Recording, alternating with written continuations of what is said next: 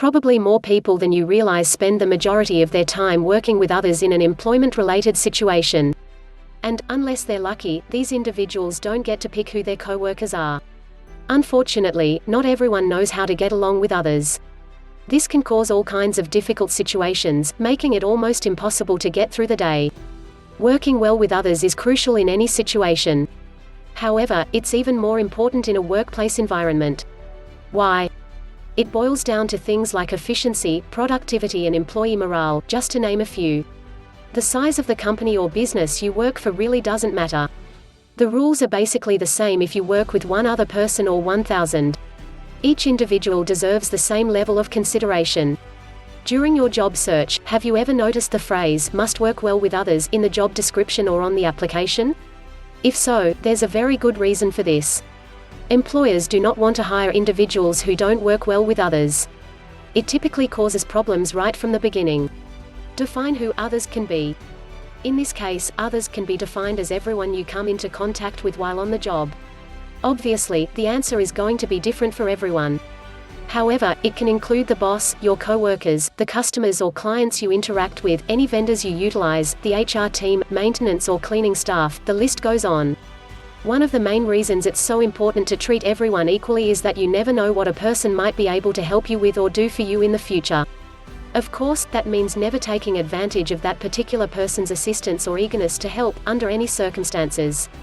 Are you familiar with the expression, "It's not what you know, it's who you know"? Think of it like this. Someone you don't interact with on a daily basis, but still consider a friendly acquaintance, could share a tip with you regarding a friend who happens to be hiring for a position you'd love to have. Without that tip, you wouldn't be aware of the opportunity. This scenario happens much more than you probably think. Just another reason to be considerate to everyone. Another possibility is making a friend you wouldn't otherwise have. Diversity in the workplace is more commonplace than ever before. This gives individuals a much better chance of becoming friends with someone who isn't part of their everyday life. It might be someone who works in a different department or the person who maintains the office grounds. When it comes to meeting and making a new friend, the possibilities are almost endless. Why it can be challenging to work with others. There are several reasons why it can be challenging to work with others. Many people have a tendency to bring their egos to their job site. It could be that these individuals are really self-conscious and unsure of themselves underneath.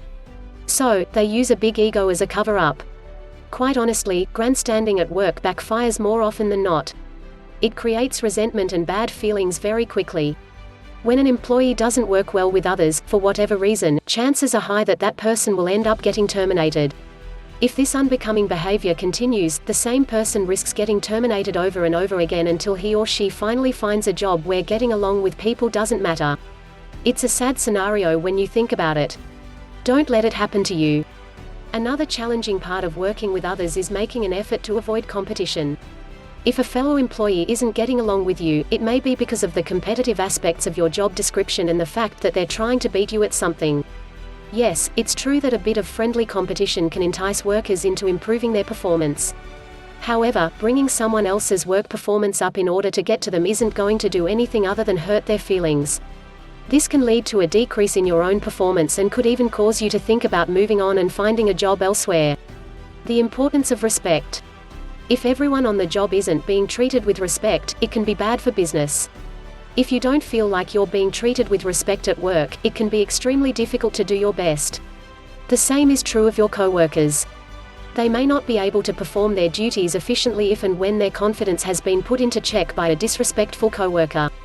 A mutual respect between workers also helps to foster an environment of cooperation between members of the team. If you respect the people you work with, it's much easier to work with them toward achieving a goal. If you don't have any respect for your coworkers or their abilities, why would you count on them to help you out? The best way for a team of employees to build a bond of mutual respect is through training and exercises meant to help everyone to get to know coworkers and their skills. It can be as simple an activity as having each team member share their name and parts of their job they feel they're best at. In an environment where disrespectful behavior is common, conflict is more likely to break out between you and your coworkers. But, it's important that you don't let disrespectful behavior get to you and cause you to act the same way. A dispute at work has a negative impact on both morale and overall productivity. If you feel like a coworker isn't treating you with respect, talk to them about their behavior in a calm, respectful manner. If they aren't willing to discuss it, take the issue to your boss or supervisor. Essential skills and habits you need to work with others. There are numerous essential skills and habits you need in order to work well with others.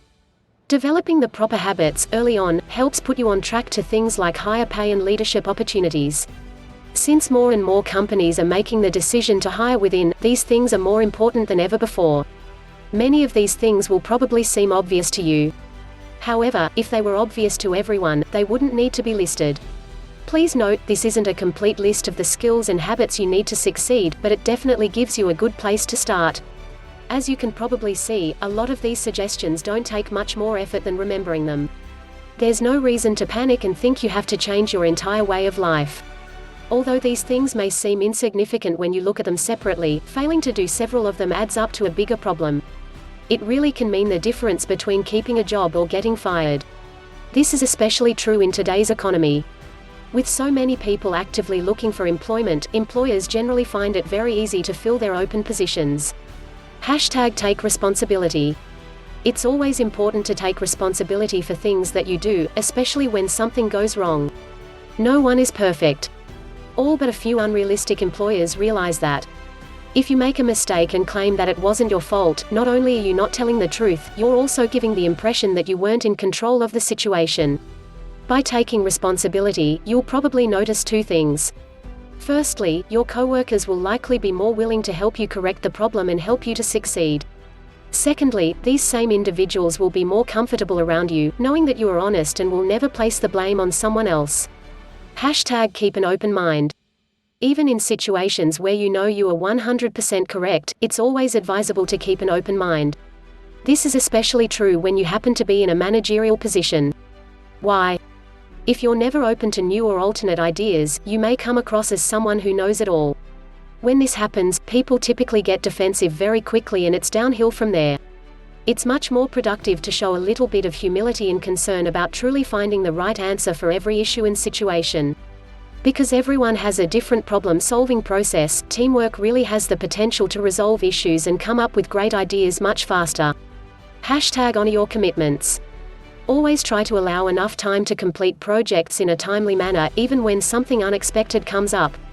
It's much better to give yourself more time than necessary to finish whenever you're working on, rather than to underestimate the time needed to complete the assignment.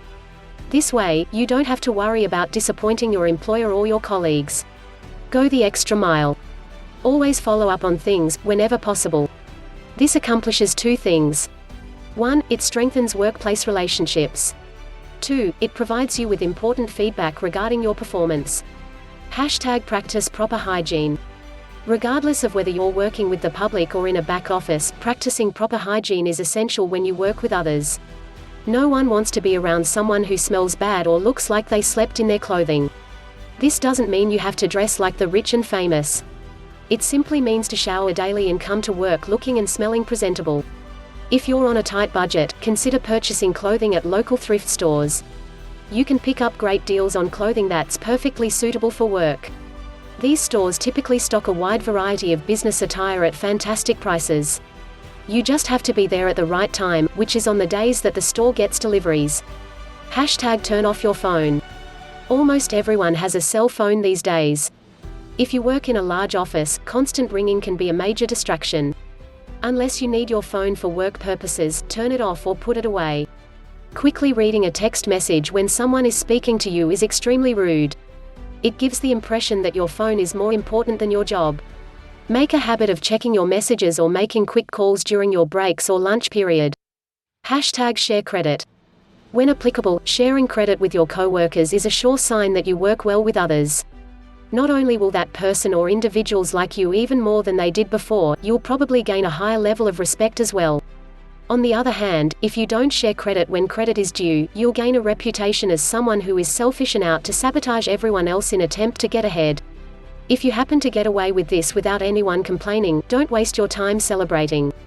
In reality, the truth usually prevails and you won't get ahead, you may just find yourself in the unemployment line instead. #Don't interrupt.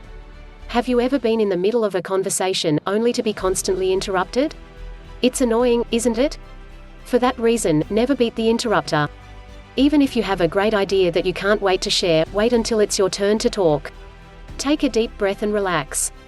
You'll be sharing your news or idea before you know it. Here's a little secret. There are individuals who aren't all that impressed when you talk, regardless of how fantastic your idea. These people would much rather talk about themselves. So, when you let them do the talking first, it's a good way to get them to love you. After that, they may be all the more receptive to what you say. #smile. The act of smiling is often referred to as a person's most powerful gesture. Science can back up the fact that individuals who smile often are not only happier, they're more successful as well. Even better, smiling doesn't cost you a penny. It's free to smile and watch the world, or at least the people you work with, smile right back at you. It's interesting to note that some training modules for phone-related customer service positions requires agents to keep a small mirror by their phone.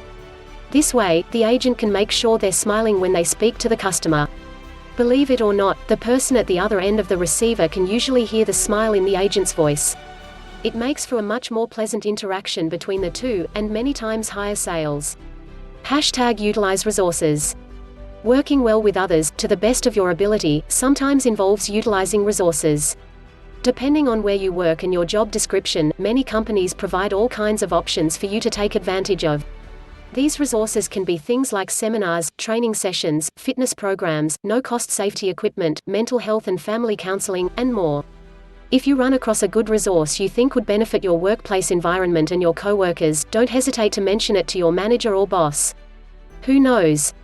You might even get a small reward or bonus for taking the initiative to recommend something that might help your company succeed. #don't be a noisemaker. In the event your employer allows you to listen to music or something similar, don't be a noisemaker. Wear headphones or keep the volume at a non-distracting level. Remember, not everyone will have the same taste in music as you do. If your coworkers don't enjoy what they hear, you'll probably make it more difficult for them to concentrate and get their job done properly. The time to make noise is after the workday is done, unless you're a rock musician or an auctioneer. #respect boundaries. Your job might require you to share a space with your coworkers, whether it's a cubicle, office, or vehicle. If you are near others while you work, make sure that you respect their boundaries and encourage them to respect yours in return. Try not to have phone calls about non-work related matters if your cubicle mate is quietly focused on a project. Also, try not to divulge too much about your personal life, because this may be too much information for some people. These boundaries will differ from person to person, so if you aren't sure if your behavior is going to annoy your coworker, it may be best to ask first. #learn to let go. Once you've had a dispute with a coworker, it can be difficult to get your relationship with them back to a state where you can work together effectively. If the dispute has been resolved, the best thing that you can do is move on to focus on work. Of course, your coworker will have to focus on letting go too. If they still seem upset over the issue, see if they're willing to talk about it. If they tell you why they're still not satisfied after the dispute was settled, do what you can to make things right between the two of you. If problems persist between the two of you, it may be best to inform your boss or supervisor. Benefits of working effectively with others. Teamwork is a wonderful thing. It may take everyone a bit of time to get into the groove. But when that happens, it's beneficial to everyone involved, not to mention a success for the company. Here are a few benefits of working together on the job. Yes, it can be done. #fills voids. Working together typically fills voids. Not everyone has the same skills or education. Teamwork allows people to contribute their separate knowledge to a project or problem as a whole. It also comes in extremely handy when someone is sick. If no one jumps in to do that person's job, everything could come to a standstill until the employee feels well enough to return to work. Companies lose business when they are functioning at less than 100%. #promotes healthy competition. There's absolutely nothing wrong with a little bit of healthy competition in the workplace. This often leads to increased productivity, which is always encouraged. It's also an excellent motivator. Many times, when coworkers see their peers doing an excellent job, they want to do all they can to match, or even outdo, the performance. #fosters conflict resolution. No matter how well you and your teammates work together as a group, there's always the chance of conflicts popping up now and again. There's no set-in-stone guarantee to avoid them completely. This is partly due to the fact that employees come from different backgrounds and have different styles of doing things. It's what makes the world and the workplace environment so interesting. When conflicts present themselves, your team is then forced to come up with a resolution that best fits the situation. This is a very good skill to have under your belt, especially for those interested in future promotion opportunities. #inspires risk-taking. You may not think that risk-taking is something that should be attempted on the job. However, there is such a thing as healthy risk-taking. Think of it like this. If you were working on a project by yourself and that project somehow failed, you would be responsible for the failure in its entirety. On the other hand, if you're working as a team, your coworkers not only share ideas, they also share in the success or failure of the end result. In essence, teamwork gives everyone in the group the freedom to safely think outside of the box and really brainstorm new possibilities. #boosts efficiency. The more effectively a team of employees work together, the more work they'll be able to get done. Of course, having more people means being able to put forth more effort. But a large team may actually get in each other's way if they are not working together effectively. Even if you don't work directly with a team, communicating effectively with other members of your organization helps to get things done as quickly as possible. #establishes trust. Finishing a project with coworkers does a lot to build a relationship with them. Once they actually help you to get things done, you'll know that you'll be able to rely on them again in the future. This feeling of trust will give you a level of safety that will make it much easier to work and share ideas with your coworkers. On the other hand, if members of the team don't trust each other, they can make decisions that aren't good for the business in the long run. They may feel that they're the only member of the team they can actually get the job done, and therefore try to do the whole thing themselves. This could lead to a serious drop in efficiency, and potentially even bigger problems if the added strain causes this employee to make a mistake. Training new employees. If you're the one in charge of training new employees at the workplace, you have a major impact on their impression of the organization as a whole. If your training is effective, and you're there to assist as they need it, they'll see the company as helpful and a good place to work. But if you don't provide them with the help they need, they aren't likely to build a positive relationship with the company. Here are a few things to keep in mind while training a new employee. #focus on building strengths. As you work with a new hire, be on the lookout for areas where they excel and encourage them to build on their expertise. Not only will this encourage them to do a good job now, it will also set them up to get a promotion for a job that suits their skill sets in the future. In addition, ask them if they have any other strengths that they feel could help them get the job done. They may be able to help out the company in ways that you hadn't thought of beforehand. #find resources online. There are a number of different learning programs available on the internet that are well suited to many different companies and organizations. These courses typically include written instructions and instructional videos, as well as interactive components such as quizzes, puzzles, or even games. With such a wide variety available, you're bound to find a course for every department in your organization. All it takes is a bit of research. #ask for help. If you're having a hard time training new employees, it may be time to call in some help. Professional workplace training companies are out there and can help to educate your staff on a great number of things. Typically, these groups come right to your place of work to administer their training. However, the assistance provided can prove to be pretty costly. In order to keep training costs to a minimum, think of your current staff. If any of them are exceptionally talented in one of the areas your training covers, ask them if they would be willing to spend some time with your trainees. They may be able to provide insights that would not have occurred to you. #encourage learning. It's hard to teach someone who doesn't want to listen to what you have to say. And, if your new employees aren't enthused about their new job, it can be difficult to train them on doing things effectively.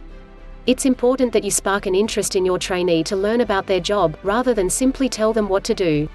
Make sure that they know that there's nothing wrong with asking questions, even if it's less about their job and more about the company as a whole. The more motivated they are to learn, the more their performance will improve as time goes on. #give them something to accomplish. After you've instructed your new employee on how to do their job, give them something to do so you can see how much of their training they can remember. Make sure that you monitor them as they do this, but try not to interfere too much unless they need help. Not only does it give you a good idea of what they've learned, it will also help them figure out how to apply it to their new job and help them to feel a sense of accomplishment. #keep things fun. One of the biggest things you can do to help build a relationship between your trainee and your organization is to keep the tone light and friendly. This doesn't mean that you should make your training any less effective, or not work as hard during the training period. Just make sure to smile and keep things positive while you're working with them. Not only will it make learning their new job more pleasant for them, socializing with them now could also lead to you making a new friend in the future.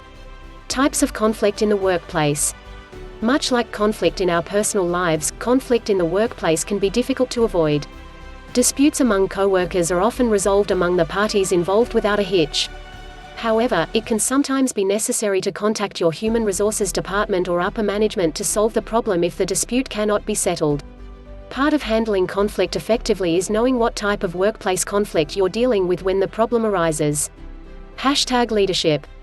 A change of leadership such as a new supervisor or managerial staff can cause great conflict among employees. A sudden change in leadership can take some time getting used to, and may be stressful for you and your fellow co-workers in the process. Drastic changes to leadership on the job takes people out of their comfort zone as they try to adjust to new rules and techniques, all while maintaining their workload.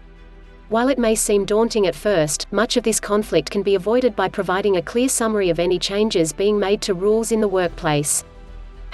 #conflicts of character. Personality conflicts are some of the most common issues among co-workers. It can be difficult to pick up on social cues you're not accustomed to, or understand mannerisms that differ from your own and the people you are regularly in contact with. It's best to try not to take things so personally to avoid unnecessary confrontation.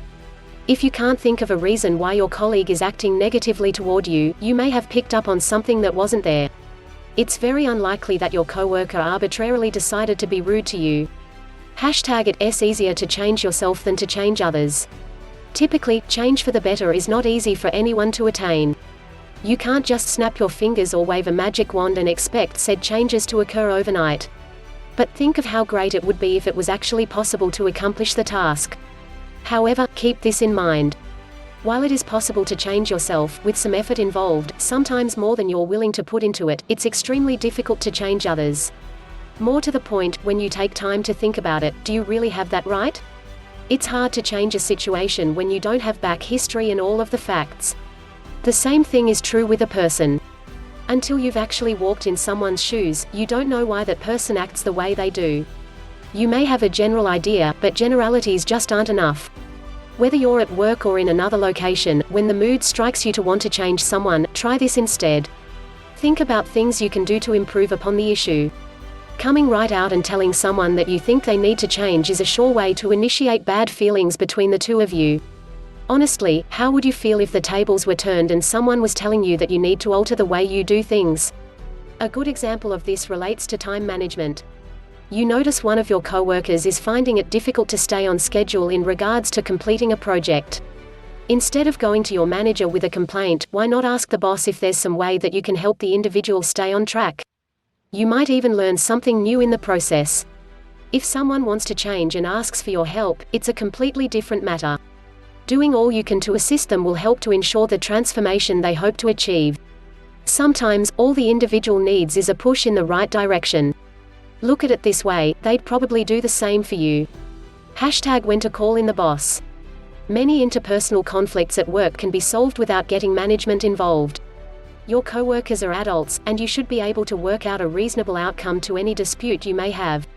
While it is a good idea to keep your boss informed on what's going on between you and your coworkers, going to them with every issue may lead your fellow employees to believe that you aren't willing to listen to their side of the story. However, if neither of you want to budge on the issue, it may be a good idea to get a supervisor or HR representative to mediate the conflict for you. Set up a time when you can all meet to work out the issue.